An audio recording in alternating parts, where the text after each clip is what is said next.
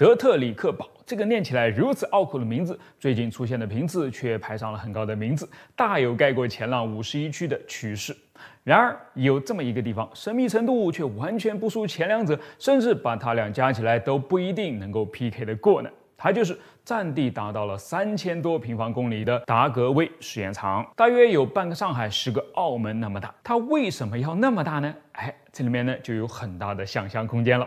我是百科全书火箭叔，今天我们就来聊聊围绕着它的一真一假的故事。1942年，二战中期，当决战快要打响之前，美国政府急需找到一片更大的土地来测试它的新式武器。这些武器包括各种毒气和化学喷雾剂、火焰喷射器、生物武器、燃烧弹等等，以及防御性的解毒剂和防护服。在勘测之后呢，这片三面环山的犹他州沙漠就被相中了，因为它远离城市，既不用太担心对民众造成危险，也可以更方便地将秘密兜在这里面。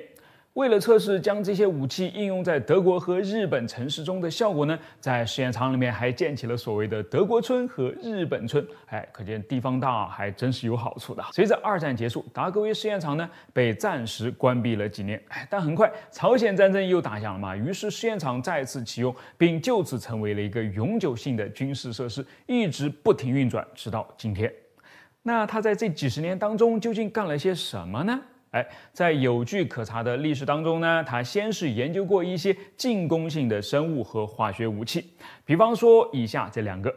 养羊计划和风向标计划。前者用的是跳蚤，后者用的是蚊子。在1950年代的养羊计划当中呢，研究人员希望通过将装满了成千上万只跳蚤的炸弹投放到敌人的头上，来造成对方全员丢盔弃甲、挠痒痒的效果。所以他们就要不断的测试用什么样的炸弹装什么样的跳蚤，以什么样的姿势扔下去，才能够让跳蚤还能够有一条完整的命去执行任务。当然，这些跳蚤呢，都还只是纯粹的跳蚤并没有携带什么有害的微生物。等到了1960年代，新一代的特工蚊子入选之后呢，才在他们的任务背包里面塞进了额外的东西，一些惰性的细菌和病毒。比方说，经过了实验室减毒处理后的黄热病病毒，它们被用来反复叮咬招募过来的志愿者，好让研究人员观察和评估这项计划的实际效果。至于这两个实验到底有没有最终用于实战呢？谁也不知道而且就算是大家现在已经知道了的这两个呢，其实也是更多我们所不知道的实验里面的冰山一角而已。大概就是因为它俩听起来没那么刺激，所以就放出来了。里面真正发生过什么，正在发生什么，就达格威基地的安保级别而言外人是根本不清楚的。你看警示牌上的这句话：有权使用致命武器，谁要是不听话，该要擅闯的话。当然不是没有人尝试过比如一些坚信里面隐藏了 UFO 的团体，他们就常年绕着达格威转圈圈，始终行走在危险的钢丝绳上，时不时就需要把自己的双手高举过头顶所以呢，你就知道了这里不光是有秘密武器的实验，还可能包含一些更为神秘的东西我们最后会稍微提一下的。接着往下讲随着二战之后国际社会对生化武器的深恶痛绝，达格威的实验在后半段就由进攻性转到对防御性的研究上了。听起来有种改邪归正的感觉，从当初那个到处挑事儿的坏小子呢，摇身一变成了生怕被人欺负的老实人了。怎么会嘛？就像研究防弹衣不得要备上各种子弹，那研究防生化不得要备上各种生化吗？而且越是要研究高级的生化防护，就越是要整出点厉害的病毒和化学药剂出来，完美掩护。但你以为军方会不知道你这么想吗？那就带你们进来看看好了。2017年 Getty 图片社的摄影师乔治·弗雷带着他的相机就被邀请走进了这个曾经绝对的军事禁区。于是我们就可以看到这片由集装箱搭建而成的用于模拟地下环境的军事训练设施，士兵可以在其中进行针对防止化学和生物攻击的技术演练，或者呢学会正确的检查一枚战术核弹的辐射水平。我们还可以看到一系列拥有特定用途的建筑和房间，比如去污实验室、风洞实验室、材料实验室等等，它们看起来都得到了严密的防护，并且做的事情呢也相当正经。大概最不正经的倒是这间叫做 Smart Man 的实验室了，毕竟画面中央是一个1:1的人头正在接受毒气试验嘛。不好意思啊，是一个1:1的人头模型了，它叫做 Smartman 聪明人。而聪明人真的很聪明啊，在吸了数不清的毒气后呢，确实帮助研究人员开发出了更加有效的防毒面具。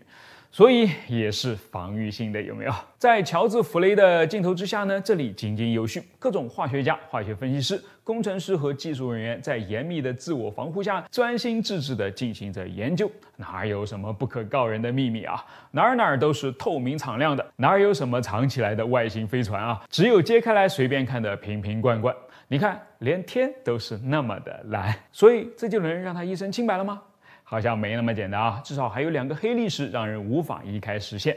第一个是发生在1968年的6000多只绵羊中毒死亡事件，它们是被达格威实验场里面飘出来的 VX 神经毒剂给杀死的，而这些神经毒剂居然是用飞机给喷到空中的。如果你知道 VX 是一种无色无味，只需10毫克就能致人死亡的，是最为危险的化学武器之一的话，就能明白这种像撒农药一样随意在空中不受控制的喷洒 VX 是多么骚的操作了。而且他们还撒了不少超过了1吨。而且他们一开始还死不承认，直到最后实在是瞒不过去了，才掏出钱来赔了农场主的损失，才不得不在巨大的社会舆论下收敛了一点。第二件事也是很可怕，涉及到可能的炭疽泄漏。2015年5月，有消息透露，达格威一直在无意的，注意这里是引号将活的炭疽杆菌运往全国的各个实验室。按照规定，运输的炭疽应该是惰性的才行。达格威再一次也不知道是在几次了犯下这样的失误，难道不该引人担忧和猜疑吗？所以 UFO 猎人把他给盯上呢，也实属怪不得别人他们认为，其实美国政府早就已经秘密地将原本位于51区的神秘资产转移到了这儿。之所以之前要放出那些不明不白的 UFO 画面呢，只是在为了给这个被称为52区的地方打掩护而已。这些 UFO 猎人声称，他们通过埋伏之后发现，基地里面的车辆呢，经常开着就突然神秘消失了，空中的飞机也是飞着就突然隐形了。更为离奇的是，2001年发射成功的 NASA 的创世纪号飞船，原本是计划要在太空当中收集太阳风离子的，并会在2004年的时候呢，将这些样品送回地面。结果在重回大气层时，却意外失控了，好巧不巧就坠落在了达格威基地里面。于是 UFO 猎人们就相信收集太阳风其实只是个幌子。军方呢，已经从捕获到的飞碟那儿逆向出了超出地球范围的科技，并研发出了一个可以拦截外星飞船的武器。这次任务实际上就是在测试这件武器而已。你别说，这个探测器看起来还真是有点飞碟的影子好了，最后这个呢，大家当个故事听听就可以了，千万不要多想咱们今天就先聊到这儿，未来几天我可能都很难更新为什么呢？因为我要去九寨沟拍照片啦，回来再给大家送上好的内容。好，我是火箭叔，关注继续期待吧。